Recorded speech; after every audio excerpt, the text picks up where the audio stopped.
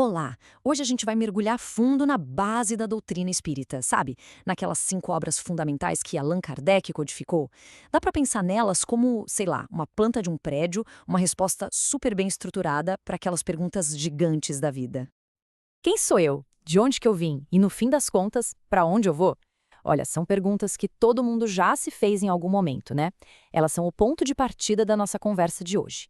E foram exatamente essas inquietações que deram o start para a busca de respostas que acabou resultando, bem, na obra que a gente vai analisar agora. E a resposta para tudo isso, pelo menos dentro da doutrina, não é algo que se encontra num lugar só, numa única página. Pelo contrário, ela está num corpo de trabalho super coeso, bem sistemático. Um conjunto de livros que ficou conhecido como o Pentateuco Kardeciano, tudo codificado por Allan Kardec. Isso, 5 livros. O foco da nossa análise hoje vai ser exatamente nesses 5 textos centrais. Pensa assim, cada um deles já como se fosse um pilar, sabe, com um propósito bem específico. Mas o mais legal é que todos eles se conectam, se interligam para formar essa estrutura toda coesa e super harmoniosa. Olha só que interessante o contexto histórico. A publicação desses livros aconteceu num período de pouco mais de uma década, não foi tudo de uma vez.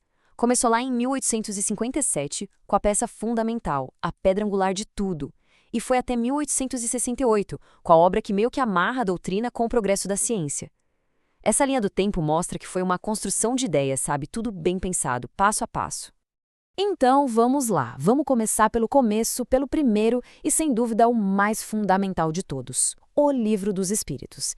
Ele não é só o ponto de partida, não. Ele é tipo o livro-mãe, sabe? A base mesmo, onde toda a estrutura da doutrina foi construída aí em cima. E o que eu acho fascinante aqui é o método que ele usou. Kardec não sentou e escreveu um livro comum. Não, ele usou um formato de diálogo, de entrevista. Foram 1019 perguntas diretas, feitas aos espíritos superiores. E foi a partir dessas respostas que ele estabeleceu os princípios sobre a imortalidade da alma, as leis morais, o nosso destino. É incrível.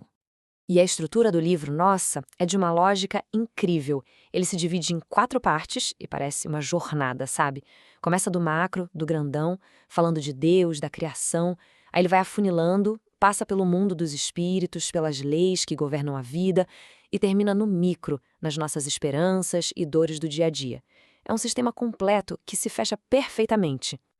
Então, o ponto crucial aqui é o seguinte. Para a gente entender todo o resto, é fundamental entender primeiro o Livro dos Espíritos. Não tem como pular. Todos os outros livros, na verdade, são um desdobramento, uma expansão lógica das ideias que estão ali. Pensa nele como a coluna vertebral de toda a doutrina. Ok, então com essa base filosófica bem sólida, a arquitetura da doutrina precisava do quê? De pilares práticos, né? E é exatamente esse o papel dos 2 livros seguintes. Eles dão a orientação de como interagir com o mundo espiritual e, o que é mais importante, como aplicar tudo isso no nosso dia a dia. Primeiro vem o Livro dos Médiuns. Se o primeiro livro era filosofia, a gente pode dizer que este aqui é um manual experimental. Ele é o lado científico da doutrina. A questão aqui não é só acreditar, é entender o como as coisas funcionam. Ele detalha os mecanismos de comunicação e, o que é crucial, ensina como lidar com tudo isso com seriedade e, claro, com segurança. Logo depois a gente tem o Evangelho segundo o Espiritismo. E essa obra, essa é o coração moral da doutrina. O foco aqui é total na aplicação prática dos ensinamentos morais de Jesus. É um verdadeiro roteiro para a transformação pessoal, para aquilo que a gente chama de reforma íntima. Então, percebe a distinção clara? De um lado, a gente tem o pilar científico, focado em como se comunicar com o plano espiritual. E do outro, o pilar moral, focado em como viver de acordo com esses princípios. São 2 guias práticos, mas que se apoiam naquela mesma base filosófica que a gente já viu. Certo? E para fechar essa estrutura, para completar o prédio, os 2 últimos livros do Pentateuco vêm para expandir os princípios que já foram apresentados. E eles fazem isso abordando 2 questões gigantescas: a justiça divina e a própria criação do universo. O céu e o inferno vai direto num ponto que todo mundo se pergunta. O que acontece depois da morte? Só que, em vez de vir com dogma, sabe, céu, inferno, punição eterna, a obra apresenta a justiça divina como uma consequência natural das nossas próprias ações, a famosa lei de causa e efeito. E a segunda parte do livro é fascinante, porque traz exemplos reais, comunicações de espíritos em várias situações diferentes, mostrando isso na prática. E para fechar, a Gênese. Esse livro é como uma ponte, sabe? Uma ponte entre a doutrina e a ciência.